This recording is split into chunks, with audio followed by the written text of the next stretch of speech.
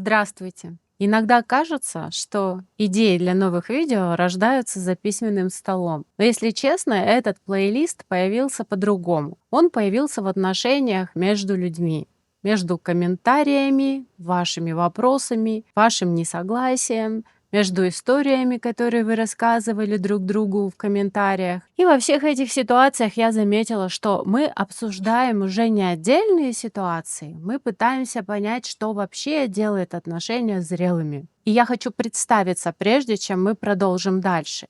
Меня зовут Ирина Савонова, я врач-психиатр, психотерапевт и кандидат медицинских наук. Уже почти 30 лет я работаю с людьми и продолжаю принимать пациентов сегодня. И за эти годы я, наверное, еще чаще убедилась в одной вещи. Большинство самых трудных конфликтов возникает не потому, что люди перестают любить друг друга, а потому что они перестают понимать, что на самом деле происходит между ними. И вот именно так в моей голове возник новый цикл. Он называется «Между людьми».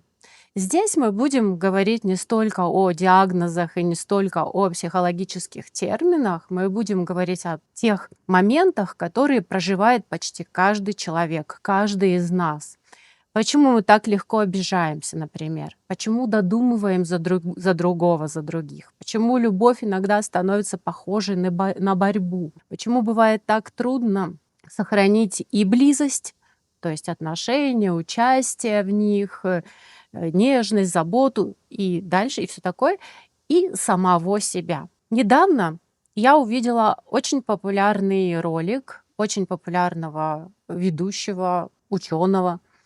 Он назывался, этот ролик, примерно так: «3 фразы, которые выдают токсичного человека». И под этим видео было огромное количество комментариев. Одни писали: да, это настоящий абьюзер, то, о чем дискутировали в комментариях. Другие отвечали: нет, просто человек травмирован с детства. И знаете, мне кажется, большинство из нас хотя бы раз в жизни оказывались именно между этими двумя ответами. И я вдруг подумала и поймала себя на мысли в тот момент, что мы очень часто спорим не только о людях, не только о каком-то человеке. Мы говорим о том, можно ли одновременно понимать человека и не соглашаться с тем, что он делает и как это выглядит. Мне кажется, именно на этом вопросе ломаются очень многие отношения. И можно сказать, что это один из самых важных вопросов взрослой психологии. Потому что понимать не значит оправдывать. Звучит просто. Но на практике именно здесь начинается самое трудное в отношениях. И именно об этом мне сегодня хочется поговорить и раскрыть эту тему более глубоко. Если вам близки мои размышления, буду рада видеть вас среди моих подписчиков. Итак, продолжим. В психотерапии я очень редко встречаю людей, которых можно просто назвать плохими или токсичными. Гораздо чаще я встречаю людей, которые не понимают, что с ними происходит. Людей, которые не умеют выражать свои чувства, выдерживать конфликт, не умеют просить, не умеют говорить о своей боли. Людей, которые защищаются так, как когда-то научились. Когда-то это действительно помогло им выжить, и поэтому, наверное, их бывает так трудно ненавидеть. Но иногда не менее трудно жить рядом с ними. Но сегодня эти же способы, которыми раньше человек как бы защищался и выживал в отношениях, они могут разрушать отношения. И это важно видеть. Но здесь есть одна очень серьезная оговорка. Понимать человека не значит оправдывать его. Понимать причины поведения не значит оставаться рядом с человеком, который причиняет вам боль. И мне кажется, именно здесь многие начинают путаться. Когда человек нас ранит, психика очень быстро пытается ответить на несколько вопросов. Кто виноват? Кто опасен? От кого нужно защищаться? Иногда это действительно жизненно необходимо и важно. Есть отношения, из которых человеку действительно нужно уходить немедленно. И здесь мне очень хочется сказать одну вещь совершенно ясно. понимание причин поведения другого человека никогда не должно превращать в обязанность терпеть причиняемый им вред. Потому что иногда вопрос уже не в том, почему человек так поступает, а в том, что происходит с вами рядом с ним. Но здесь иногда происходит другая крайность с нами. Мы перестаем различать две совершенно разные вещи. Первое: я понимаю, почему человек так поступает. И вторая: я считаю, что ему можно так поступать.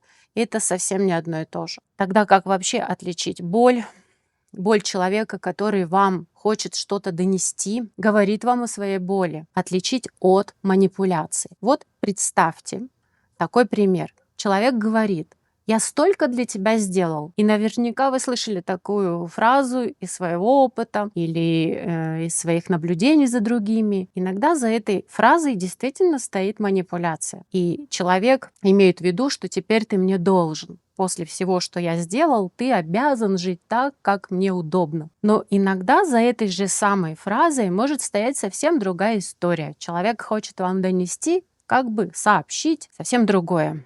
Например, мне очень хотелось быть нужным. Мне было важно чувствовать, что я значу для тебя и значим для тебя. Внешние слова одинаковые: я столько для тебя сделал, но внутренний смысл может быть совершенно разным. И вот здесь начинается такая настоящая психологическая работа, не там, где мы быстро навешиваем ярлыки, а вот такая, где мы начинаем задавать вопросы.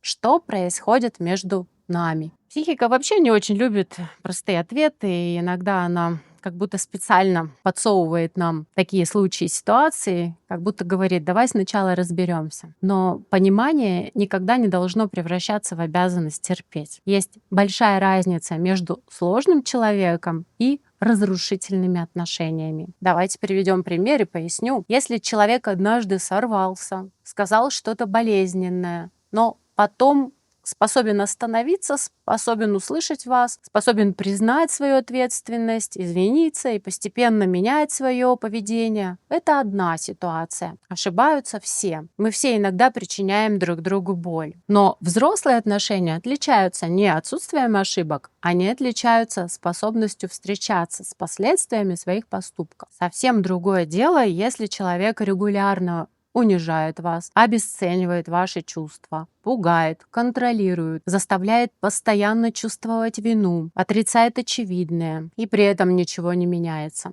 Если после каждого разговора вы все чаще сомневаетесь в себе и думаете: может быть, я действительно слишком чувствительный, может быть, я все придумал, может, проблема вообще-то во мне, это уже повод остановиться и очень внимательно посмотреть не только на другого человека, но и на сами отношения. Что происходит между вами? Если рядом с человеком вы постепенно теряете себя, свои границы, свои желания, связь с близкими людьми, ощущение собственного достоинства, то понимание его прошлого, его травм не должно становиться причиной отказаться от собственного настоящего. Можно сказать: я понимаю, почему ты стал таким. Наверное, именно здесь зрелость становится очень болезненной, потому что приходится одновременно понимать и сказать: но я не могу продолжать жить в этих условиях. Это не жестокость, это границы. Есть одна непростая правда, которую психотерапия постепенно учит выдерживать.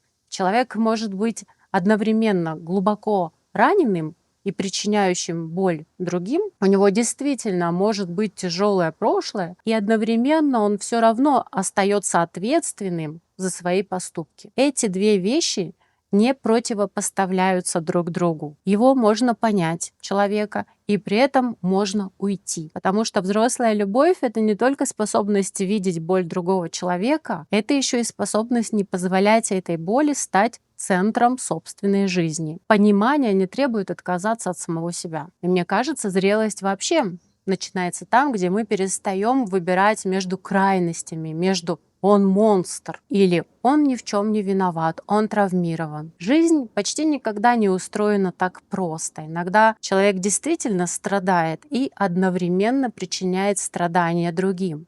И наша задача не отменить одно другим, а выдержать обе правды сразу. И вот здесь появляется вопрос, который, наверное, и стал причиной появления всего этого цикла.